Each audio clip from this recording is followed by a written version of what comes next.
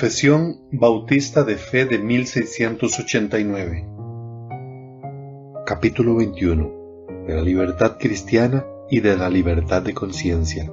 Párrafo 1. La libertad que Cristo ha comprado para los creyentes bajo el Evangelio consiste en su libertad de la culpa del pecado, de la ira condenatoria de Dios y de la severidad y maldición de la ley, y en ser librados de este presente siglo malo de la esclavitud a Satanás y del dominio del pecado, del mal de las aflicciones, del temor y aguijón de la muerte, de la victoria sobre el sepulcro y de la condenación eterna, y también consiste en su libre acceso a Dios y en rendirle obediencia a Él, no por un temor servil, sino por un amor filial y una mente dispuesta.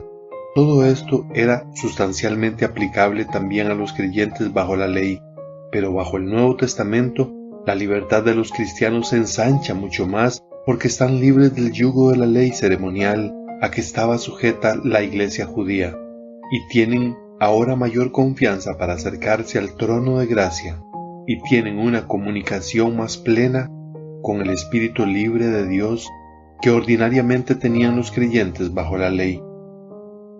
Párrafo 2.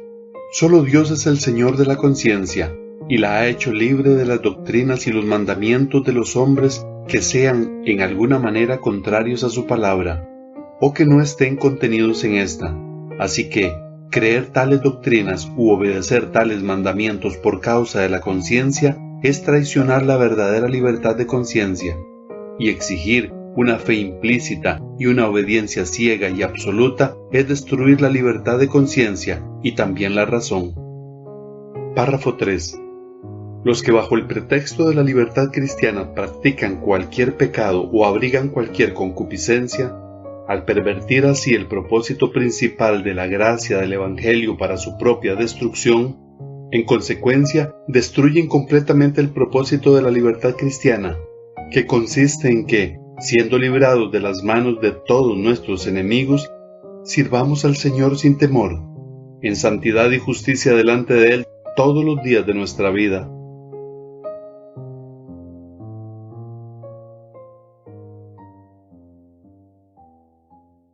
Hemos visto el tema de la libertad cristiana.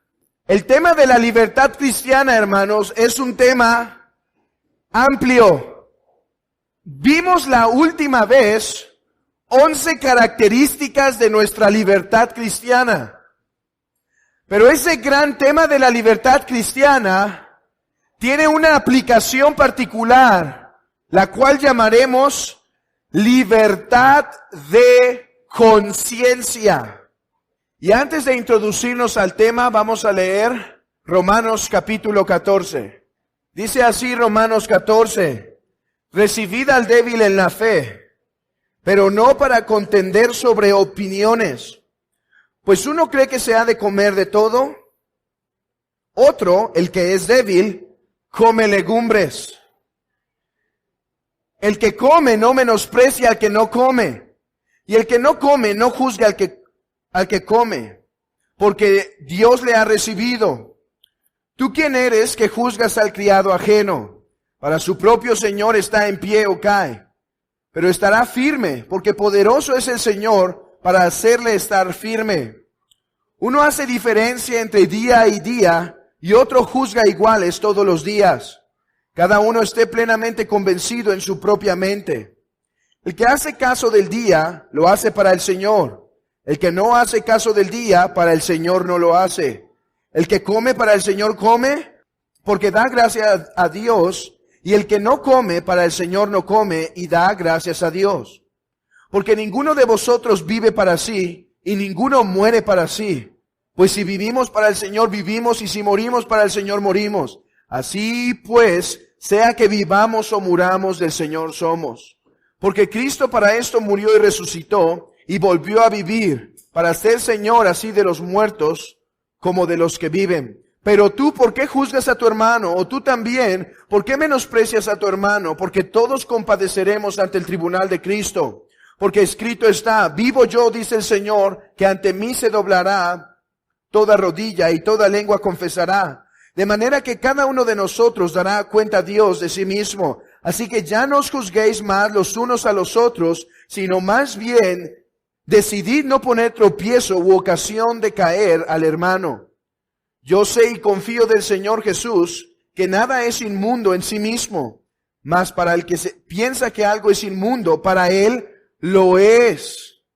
Pero si por causa de la comida tu hermano es contristado, ya no andas conforme al amor. No hagas por la comida tuya se pierda aquel por quien Cristo murió. No sea pues vituperado vuestro bien, porque el reino de Dios no es comida ni bebida, sino justicia, paz, gozo en el Espíritu Santo. Este texto es un texto principal en cuanto al tema de la libertad de conciencia. Como he dicho, hermanos, el tema de la libertad de conciencia es una consecuencia necesaria de hablar de la libertad cristiana. Según la confesión, en el capítulo 21, nuestra libertad es una libertad basada en la persona y la obra de Cristo. Nosotros somos libres por causa que Cristo ha hecho una obra de redención. ¿Y de qué hemos sido librados, hermanos? ¿De qué hemos sido librados? Nuestra libertad consiste de la culpa del pecado, de la ira condenatoria de Dios, de la severidad y maldición de la ley, en ser librados de este presente siglo malo, de la esclavitud a Satanás y el dominio del pecado, del mal de las aflicciones, del temor y aguijón de la muerte, de la victoria sobre el sepulcro y de la condenación. Hemos sido librados de estas cosas y hemos sido librados, hermanos, con un propósito. ¿Cuál es ese propósito? Dice la confesión. Y también consiste en el libre acceso a Dios y en rendirle obediencia a Él, no por un temor servil, sino por un amor filial y una mente dispuesta. Esta es nuestra libertad cristiana. En esto consiste en que siendo librados de nuestros enemigos, con temor les sirvamos a Él. En eso consiste la libertad cristiana. Pero ahora pasamos a la libertad de conciencia. Y la forma en la que me gustaría desarrollar esta enseñanza debido a su complejidad y lo polémico que en ella trae, es de esta manera. En primer lugar, hermanos, debemos establecer qué es la libertad de conciencia. ¿Qué es la conciencia? ¿Y qué significa que ésta está libre? En segundo lugar, debemos aplicar esta definición de libertad de conciencia a aspectos particulares de nuestra vida. Por ejemplo, ¿cómo aplico la libertad de conciencia para con mi prójimo? Es verdad, yo tengo una libertad de conciencia, pero ¿puedo hacer todo lo que me es permitido hacer sin considerar al prójimo? ¿O qué de la libertad de conciencia y la iglesia? Este es un tema polémico. Muchos usan su libertad de conciencia para actuar en contra de lo que Dios ha establecido para con la iglesia. Otro tema es la familia. Si soy libre de los mandamientos de los hombres, ¿cómo es que esto puede estar en armonía con los mandamientos de la cabeza de familia? ¿Y qué tal con el Estado? Entonces, ¿qué es la libertad de conciencia? Comencemos por definir conciencia, hermanos. Es muy interesante todas las definiciones que se han dado. Diferentes filósofos cristianos han intentado dar una respuesta acertada, pero trataremos de resumirlo de la siguiente manera. La conciencia ha sido definida como aquella voz interna que nos acusa o nos excusa. Es la voz interna que aprueba o desaprueba lo que hacemos. Otra definición es provista por el padre del puritanismo, William Perkins. Él dice así: la conciencia juzga acciones en la persona dando su aprobación o su desaprobación. William Perkins dice, hay ciertas cosas en nuestra vida que vienen y no tenemos un mandamiento directo ni un mandamiento inferencial sobre esa cuestión. Lo que hace nuestra conciencia es juzgar si eso es correcto o es incorrecto. Y en otro lugar, dice William Perkins, la conciencia es de naturaleza divina o de procedencia divina. Es una cosa que Dios puso entre Él y el hombre. Es como un árbitro para dar sentencia y pronunciar al hombre a favor o en contra. La conciencia es esa parte de nuestro ser que ante cosas que no son claramente especificadas en la Biblia, si son pecado o no, nuestra conciencia juzga desaprobando o aprobando.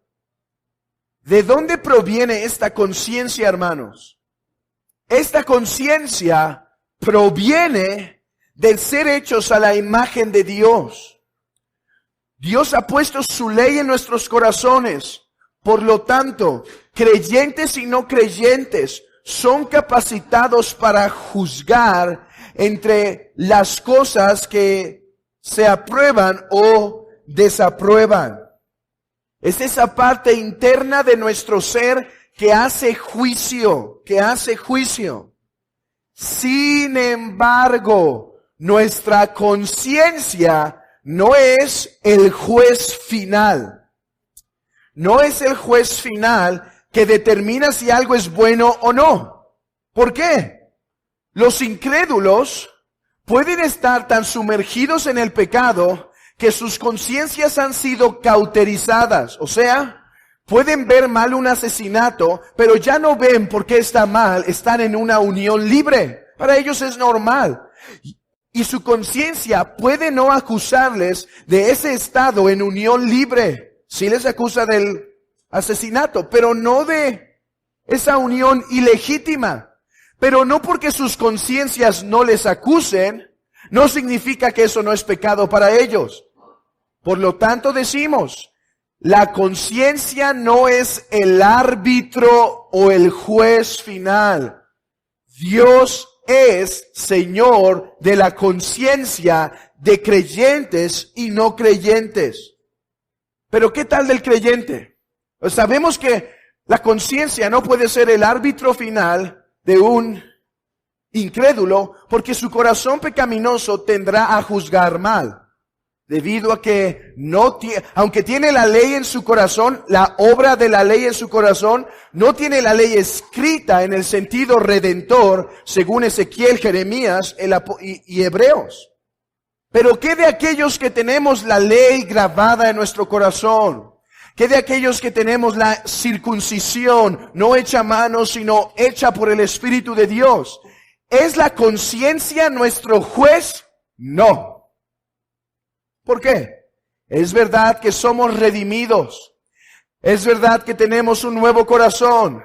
Es verdad que tenemos nuevos afectos. Sin embargo, aún batallamos con la carne.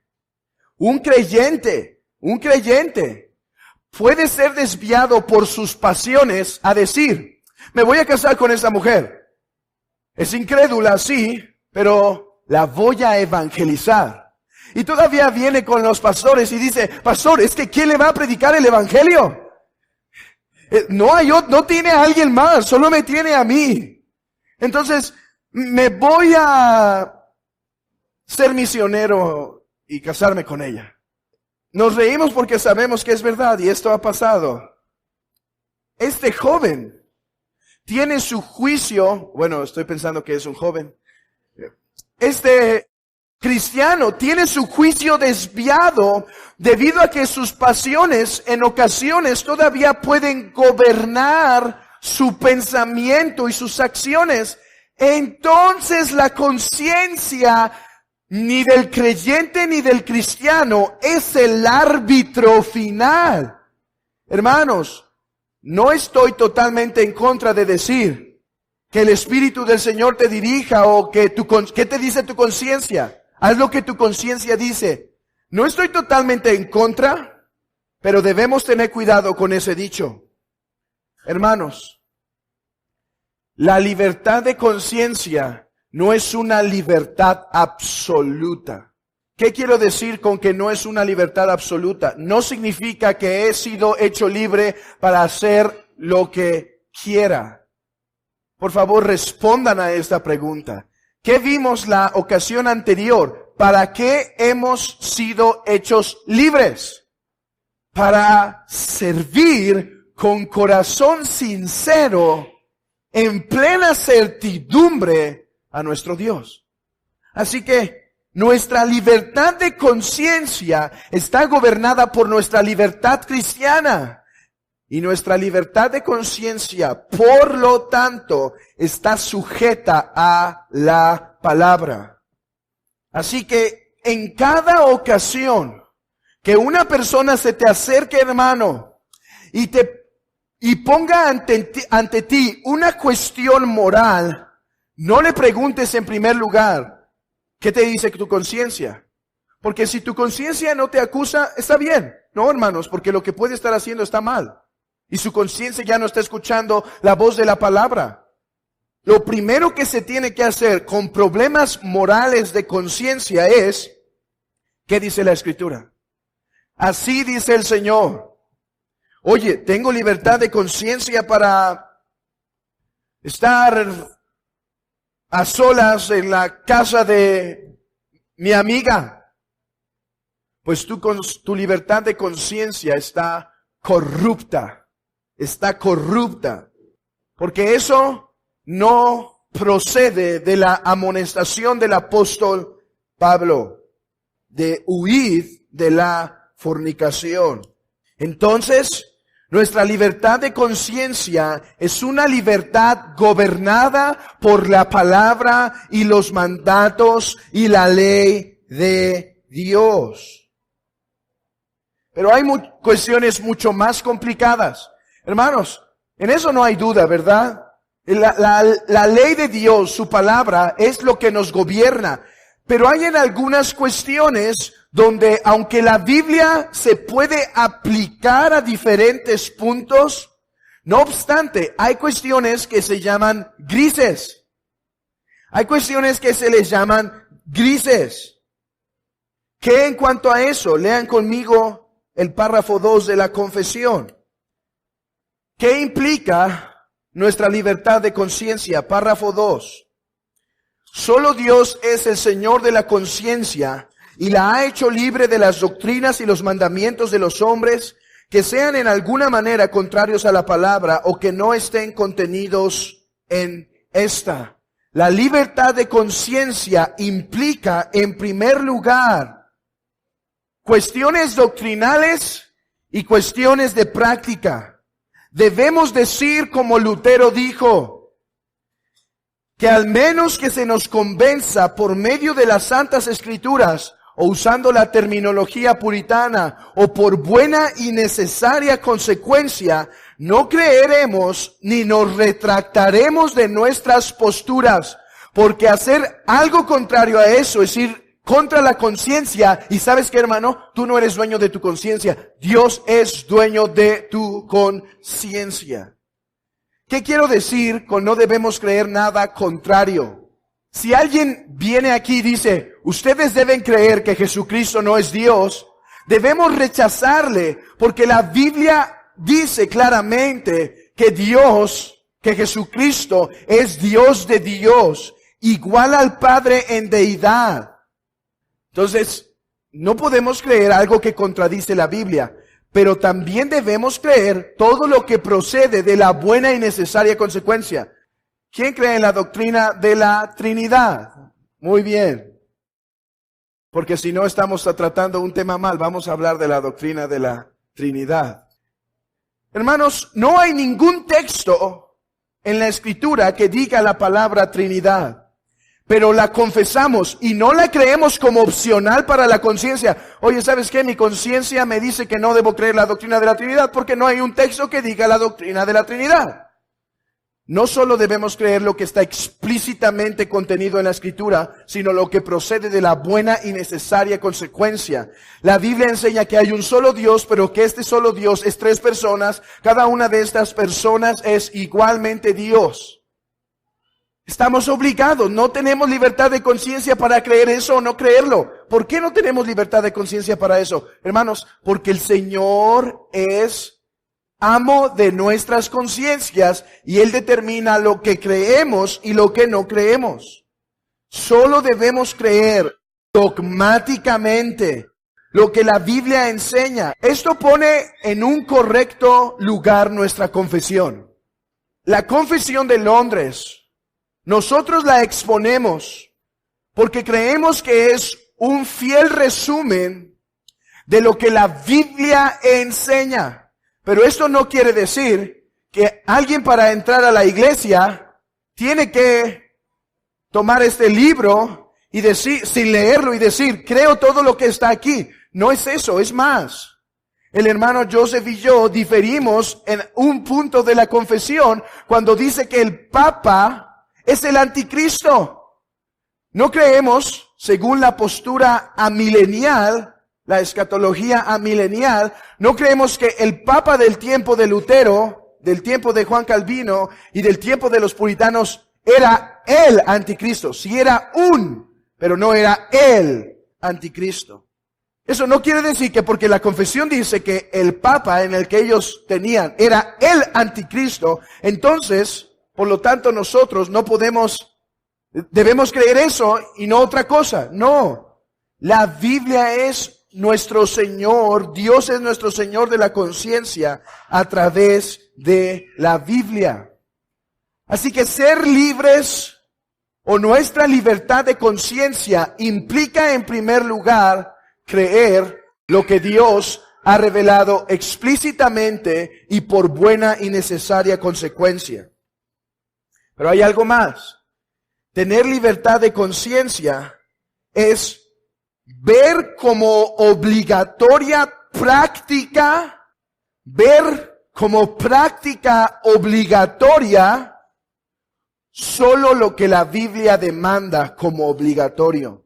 En este tiempo no solo se habían inventado falsas doctrinas como el purgatorio, la Eucaristía y el bautismo para salvación, pero además en el tiempo de la Reforma estaban atados a mandamientos de hombres, prácticas a las cuales los hombres estaban obligados a participar y si no estaban en pecado. Por ejemplo, ayunos especificados, la abstinencia de alimentos en ciertos tiempos y si no estabas pecando, celibato de sacerdotes, penitencia, entre otras cosas. Debido a que Dios es Señor de la conciencia, nada que la Biblia no requiera como obligatorio, el cristiano debe hacer. Por ejemplo, hermanos, no estamos diciendo que la iglesia no puede llamar a sesiones de ayuno. Pero lo que queremos decir es que si una persona, un miembro de la iglesia, por alguna razón particular, no quiere participar en ese ayuno, lo que queremos decir es que no peca. Porque la Biblia tal cual no establece un día en el que debemos ayunar. Pero hay otras cosas que son obligatorias. El día del Señor. No estoy en mi libertad cristiana. Pues de acuerdo a mi libertad cristiana, hoy voy a faltar el domingo a la reunión del Señor.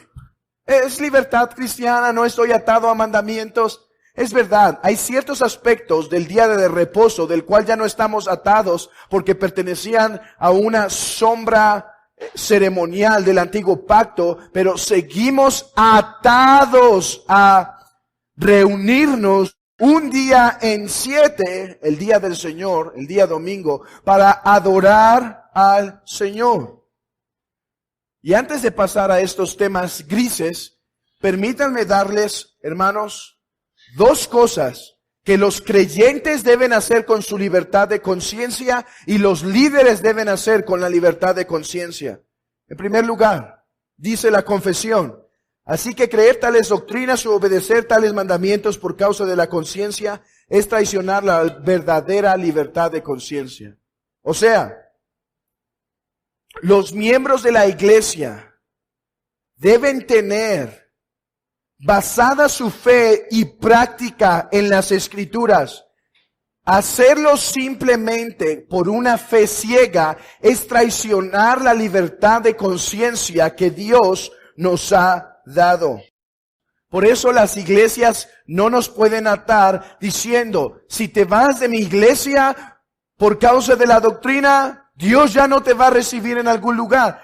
Hermanos, no estamos atados a lo que un pastor nos dice que debemos creer. Estamos atados aquí. Y si permanecemos en la iglesia, que sabemos que enseña lo contrario, y decidimos no liberarnos, pecamos contra Dios actuando en contra de lo que Él ha mandado. Además, hay una responsabilidad para los líderes. Dice, y exigir una fe implícita u obediencia ciega y absoluta es destruir la conciencia también de la razón. O sea, los líderes de la iglesia no pueden decir, hermanos, traigo esta nueva doctrina para ustedes, pero confíen en mí. No está aquí, pero ustedes confíen en mí. Es real. Tanto los miembros no deben creer nada que no provenga de las Escrituras como dogmático. Tanto los líderes no deben imponer fe, doctrina y prácticas en la vida de los creyentes, porque esto viola la conciencia. Ok. Habiendo hecho este recuento de qué significa la libertad de conciencia, en primer lugar significa que el Señor es Dios, que Dios es el Señor de nuestra conciencia. Su palabra debe dirigir nuestra doctrina y debe dirigir también nuestra práctica. Pero apliquémoslos a 4 aspectos de nuestras vidas: el prójimo, la iglesia, la familia y el Estado. ¿Estamos claros? Nuestra libertad de conciencia no implica voy a hacer algo contrario a la Biblia, ¿cierto? No creemos que nuestra libertad de conciencia nos da derecho de hacer cosas contrarias a la Biblia. Nuestra libertad de conciencia implica que nadie es amo y señor de nuestro corazón, de nuestra mente y de nuestra práctica, sino solo Dios, y solo Él determina lo que debemos y no debemos creer y hacer. ¿Está claro, hermanos? Este principio de la libertad de conciencia, eso es. Él es nuestro amo y Él es nuestro Señor, y nadie más puede venir a nosotros y decir, cree esto, no hagas esto, haz esto, si no proviene de lo que Él ha dicho. Pero, ¿qué del aspecto gris? O como ha sido llamado, ¿qué de la adiaforia? O sea, esas cosas indiferentes. Pablo en el libro de Romanos enseña, así como en el libro de Corintios, que nuestra conducta debe estar gobernada por la palabra de Dios y sus mandamientos. Sin embargo, hay cuestiones que no son pecaminosas, en las cuales el creyente puede tomar la libertad de hacerlo o no hacerlo. ¿Cuál era el problema en el tiempo del apóstol Pablo? El problema era las cuestiones de la carne. Había algunos que se sentían ofendidos cuando los cristianos iban al mercado y compraban carne sacrificada a los ídolos porque esta era más barata. Entonces, cuando otros cristianos los veían, se ofendían. Pensaban que era pecaminoso. Y en nuestros días la cuestión de la carne no es un problema. No hay nadie que se está quejando porque otros hermanos están comiendo carne, no importando su procedencia. Pero cosas como deportes, ciertas bebidas, entre otras cosas, se han vuelto tema de discusión en la vida cristiana. Hay cosas que la Biblia no prohíbe ni condena, en donde parece que los cristianos pueden tomar libertad para disfrutar de ellas y pueden tomar libertad para no disfrutar de ellas. Pero esta libertad se debe manejar con mucho cuidado. Hay dos extremos que debemos evitar, hermanos. Pablo dice que es verdad, la palabra es nuestra guía. Pero si hay aspectos como comer o no comer carne sacrificada a los ídolos, que no está condenada en la Escritura, el amor es lo que nos debe gobernar para tomar nuestras decisiones. El amor es lo que nos debe gobernar. Por ejemplo, dice el apóstol Pablo, si tú ves que tu hermano se ofende en que tú estés comprando esa carne y comiéndola, no lo hagas. Porque si comes la carne, ofendes al hermano y has perdido el propósito de la libertad cristiana. La libertad cristiana no es con el propósito egoísta de solo agradarnos a nosotros, sino con el propósito de servir a Dios y a nuestro prójimo. Creo que este principio se pierde en nuestros días. Hermanos, hay cosas que la Biblia no condena, que podemos hacer o podemos no hacer. Pero este principio de tener cuidado con el hermano débil, ahora el hermano débil no es que sea débil en todas las cosas, es débil en algunas prácticas que para él, por su cuestión del pasado, quizá no puede recibir. No es que sea débil en todo, es que es débil particularmente en estas situaciones.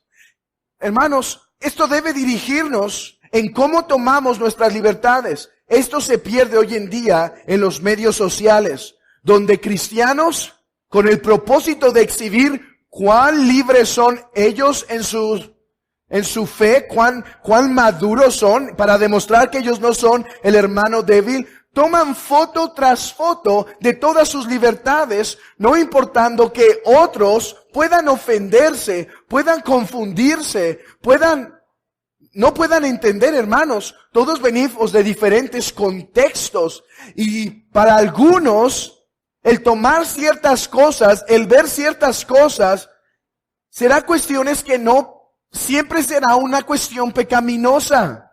Hermanos, no estamos viendo si el creyente puede ver cosas inmorales en la tele. No estamos hablando de eso. Estamos hablando de cosas que no traen pecado en sí mismo, que uno puede tener la libertad de verlas o no verlas.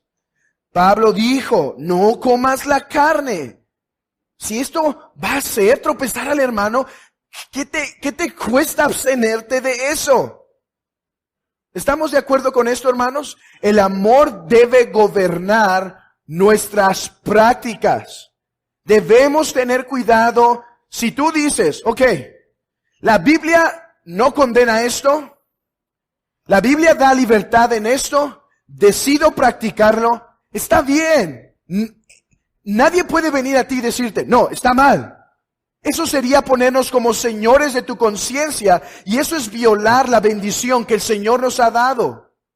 Pero si lo vas a hacer, ten cuidado por los diferentes contextos que una persona puede tener. Ahora, yo te recomiendo que si vas a tomar una libertad, consultes con los pastores de tu iglesia para pedir dirección y para ver si así es una libertad. No vaya a ser que alguien se convenza en su mente y dice, yo tengo libertad de conciencia para casarme con la incrédula. Consúltalo y ve si en verdad esto pertenece a la categoría de libertades. Pero no es el único extremo que debemos evitar. Debemos evitar esa práctica de las libertades egoístas, pero hay algo más. Lo que he llamado, usando el título de una predicación del hermano R.C. Sproul, que dio en el año 2010, se llama la tiranía del hermano débil. Debemos evitar esta tiranía del hermano débil. Esto es importante, ok. Debemos tener cuidado en practicar nuestras libertades dirigidos en amor, pero debemos también cuidarnos de esa actitud en algunos que se vuelve tiranía. donde ellos se vuelven los tiranos. Ay, no hagas eso, me ofende. Ay, no hagas eso, me ofende. Entonces el otro pobre cristiano no puede hacer nada porque todo le ofende a ese hombre. Y ese tirano cristiano se vuelve el señor de su conciencia. No solo debemos evitar ese descuido de la libertad donde ofenden a las personas, pero debemos evitar la tiranía del hermano débil. ¿Qué quiero decir con esto? Pablo dice, no comas la carne, pero no está diciendo, nunca comas la carne. Está diciendo, no la comas enfrente de él. O sea, si él se ofende con eso, pues lleva tu bistec aparte y hazlo a solas. No hagas tropezar con eso al hermano. Pero algunos creen que lo que Pablo está diciendo, que todo lo que a mí me ofende, o todo lo que al hermano débil le ofende, se vuelve una regla que es imposible practicar. Entonces si el hermano dice, ay, es que me siento muy ofendido con que tú tengas una tele en tu casa, entonces el cristiano debe quitar la tele. O me siento muy ofendido porque ves el béisbol, me ofende. ¿Cómo es que permites que un bat pegue a una pelota? ¿Cuánta violencia? Estoy poniendo ejemplos muy burdos y cada quien aplíquelo a su situación. Pero esta es la tiranía del hermano débil. Vean lo que dice el doctor Sam Waldron. Dice así: donde Dios nos ha dejado libres, debemos ser cuidadosos de no usurpar su autoridad y quitar de la gente la libertad que Dios les ha dado. Ok, si a ti te ofende, si tú no lo puedes hacer, está bien, pero no lo hagas pecado. Permítanme dar un ejemplo. Imagínense, y este ejemplo también es muy burdo, yo no creo que esto nunca ha pasado en la iglesia, y si sí es bajo mi ignorancia, no estoy diciendo algo que sé que ha pasado, es solo para poner un ejemplo burdo. Imagínense que una hermana estaba usando aretes en la iglesia. Y entonces, de repente tiene la convicción. De repente tiene la convicción y dice, no, mi conciencia no me permite ya usar aretes. No sé si con esto estoy tratando de atraer a los hombres o algo. Está bien, respetamos eso, hermana. No te vamos a obligar a traer aretes. Pero entonces la hermana empieza a decir, no, es que yo decidí no usar los aretes por causa de mi pureza espiritual. Entonces empieza a infiltrar las otras hermanas hasta que las hace sentir culpables por traer unos sencillos y modestos aretes. No pensé en algo más burdo que esto, pero pasa. Ok, la Biblia sí dice que seamos modestos, pero la Biblia ni prohíbe ni manda que uses aretes. Tienes libertad en eso.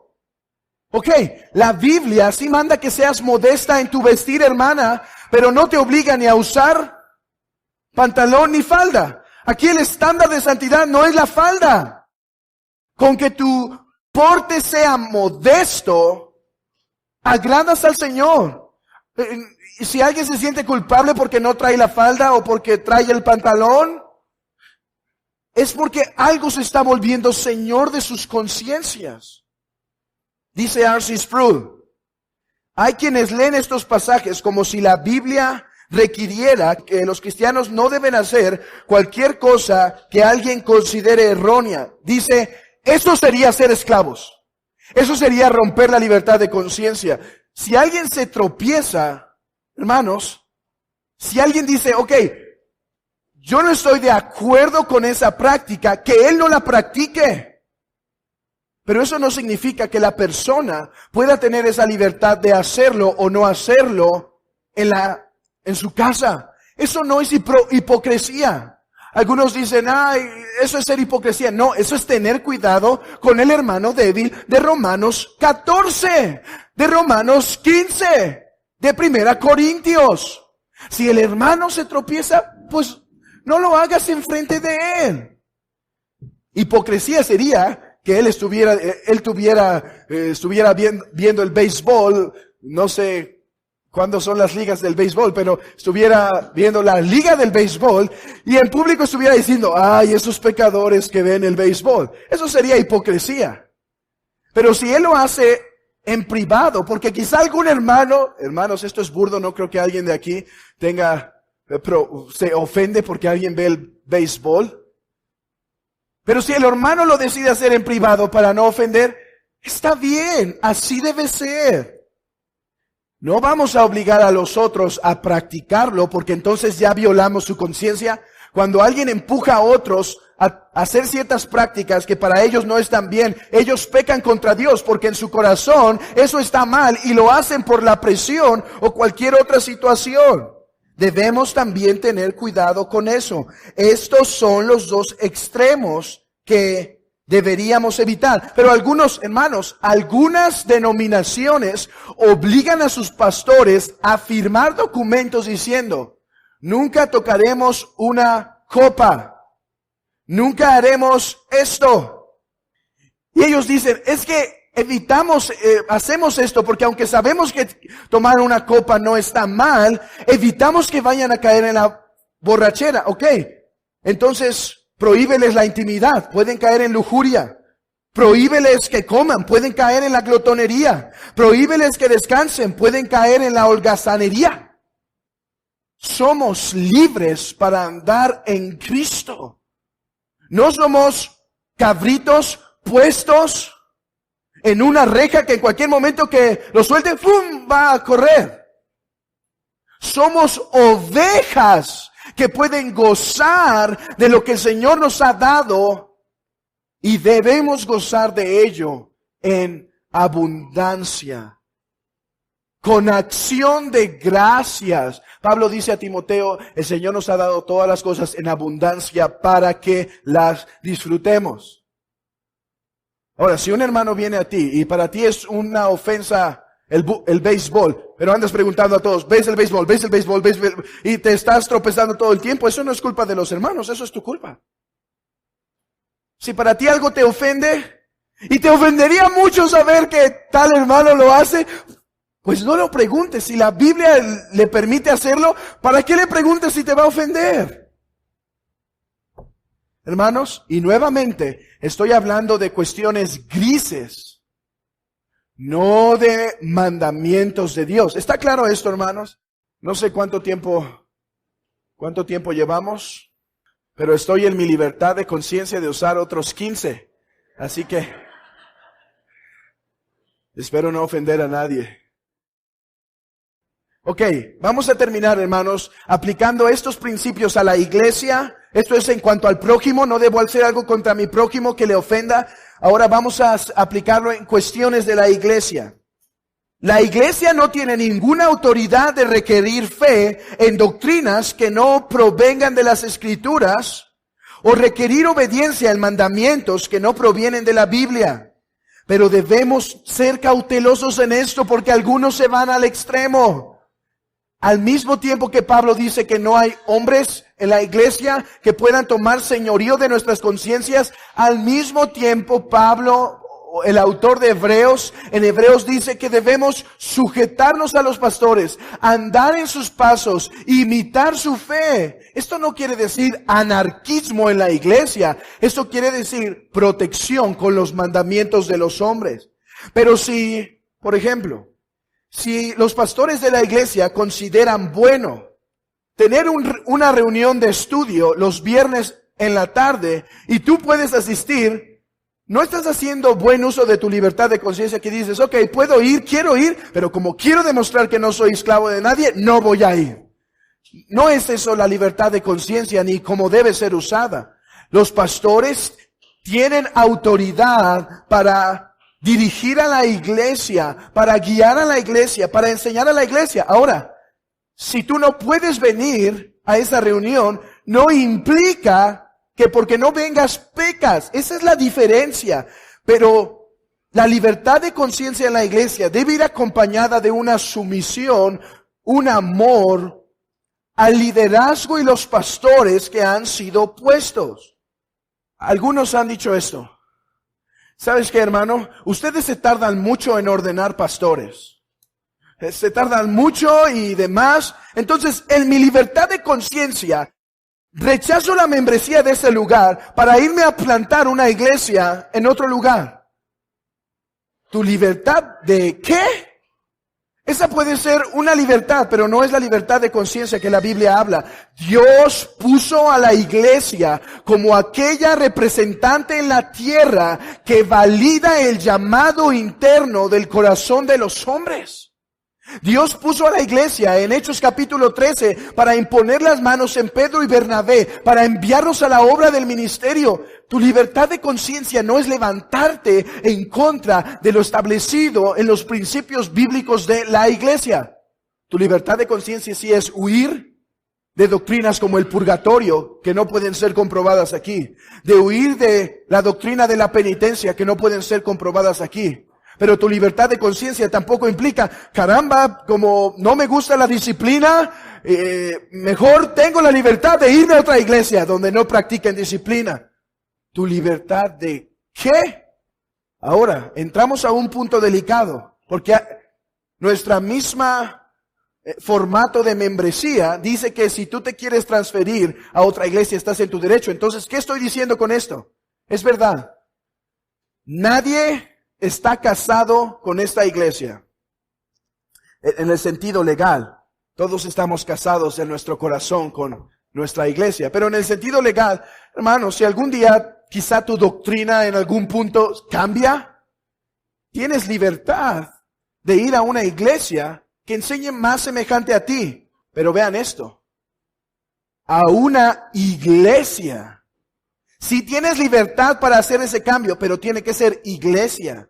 Tiene que ser una iglesia con la doctrina correcta, el evangelio, la Trinidad, Cristo, la eternidad de Dios, entre otras doctrinas principales.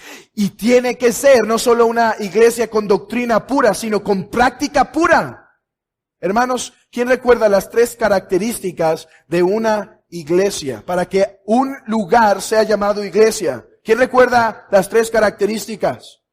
Predicación del evangelio, disciplina, ordenanzas. Si uno de estos elementos no está siendo practicado al lugar que se va, entonces no es libertad de conciencia, es rebeldía a la palabra. Tengo la libertad, si por causa de lo que ahora estoy escuchando, según mi pensamiento, no estoy de acuerdo con la doctrina, porque creo diferente a lo que la Biblia enseña, sí estás en la libertad de irte a una iglesia. Predica el evangelio. Obviamente tiene sana doctrina, predica el evangelio, practica las ordenanzas y ejerce disciplina. Entonces, en nuestro caso hipotético del cristiano que huye porque no le gusta la disciplina y se va a otra iglesia, no está en su libertad de conciencia. Es que tengo libertad de conciencia, me peleé con ese hermano, estamos enojados y no nos arreglamos. Tengo libertad de conciencia de irme porque todo debe ser hecho para edificación y yo ya no tengo edificación. Decimos otra vez, hermanos, ¿tu libertad de qué? La Biblia no dice que escapes. La Biblia dice, arregla esa situación. Ponte a cuentas, perdona. Trata ese asunto. Terminemos con la familia y el Estado. Vamos a unir estos dos. Y aquí es por los niños que estén medio, que quieran aprovecharse de esta enseñanza y digan, papá, pues solo debo obedecer lo que Dios ha mandado, así que no llegaré a las 9, llegaré a las 10, porque la palabra no dice que puedes mandarme algo que está aparte de la Biblia. Hermanos, no es lo que queremos decir. La Biblia reconoce esferas de autoridad. Dios ha instituido la familia y Dios ha instituido el Estado como entes con autoridad que gobiernan en su ámbito, Por lo tanto, si el hombre determina ciertos principios en la casa que no contradigan la Escritura, la mujer y los hijos deben obedecer. La mujer y los hijos deben obedecer. Pablo recuerda a las mujeres que se sometan a sus maridos. Si el hombre dice, voy a poner otros ejemplos burdos, las compras serán hechas aquí. Tiene autoridad. Así se debe hacer. Estoy poniendo ejemplos burdos. Pero si el hombre dice, ¿sabes qué? No vas a ir a adorar, a reunirte en el día del Señor. Ok, se ha metido en un problema. Porque la autoridad de esta esfera de la familia no puede rebasar los mandamientos de la palabra. Cuando el hombre pide algo contrario a la Biblia, la mujer puede decir, es necesario obedecer a Dios antes que a los hombres. Y ella puede reunirse y congregarse aun si el hombre se rebela ante esos principios. Si ella, por ser cristiana, tiene que padecer eso, tiene que obedecer primero a Dios antes que a los hombres. Miren lo que dice William Perkins. Toda institución fue establecida con un propósito y por lo tanto tiene jurisdicción, o sea, tiene autoridad. Tiene autoridad para gobernar. Por lo tanto, las reglas que el hombre pone en la familia deben ser seguidas. Porque Dios a él le dio esa autoridad de gobernar sobre su casa. Si contradice la Escritura, debe obedecer a Dios, esa familia, antes que a él. Otro punto. El Estado.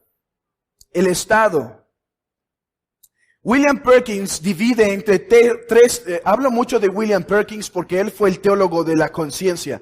Tiene toda una teología que se llama casos de conciencia. Entonces es muy útil para este tema, este hombre. Y él dice que hay al menos 3 tipos de leyes que el gobierno da.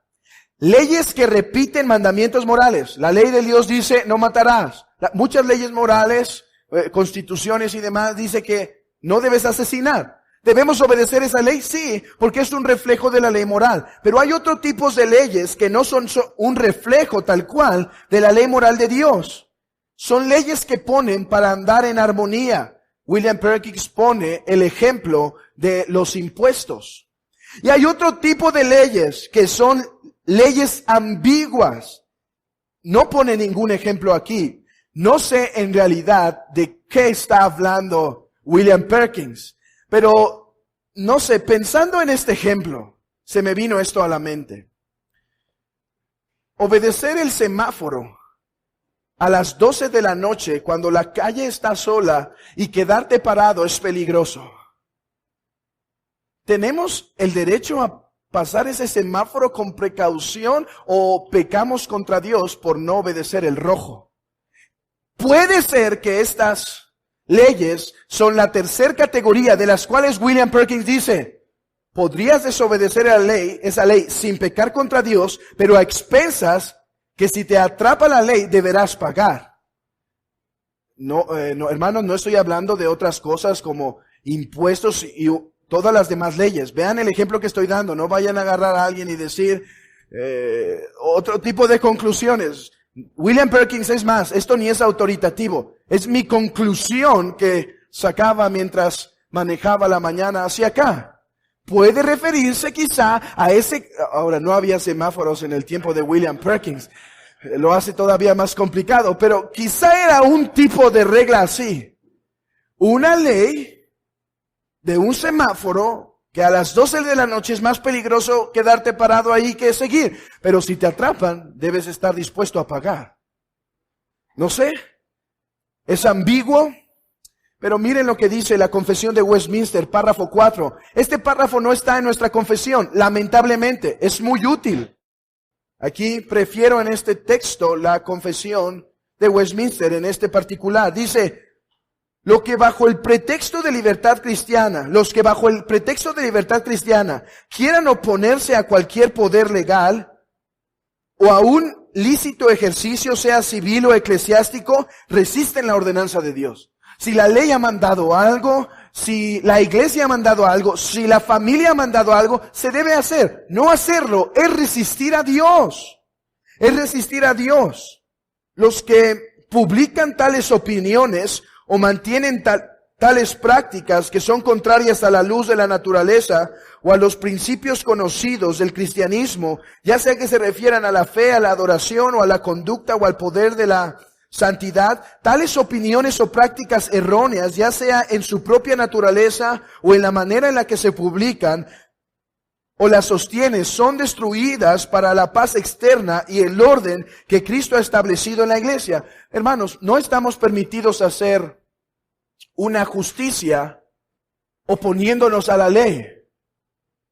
Ok, si tú ves que la mamá está lastimando al niño en la calle y le está golpeando y eso, la manera de resolver el problema no es llevando al niño, yéndote en el carro y huyendo con él. Te vas a meter en problemas legales. Eso no es como la Biblia dice, como el Estado manda, sino debemos seguir un proceso, hacer una demanda y buscar que el Señor obre a través de esos procesos. Es esto lo que tiene la Confesión de Westminster en ejemplo. Finalizamos con esto. Párrafo 3.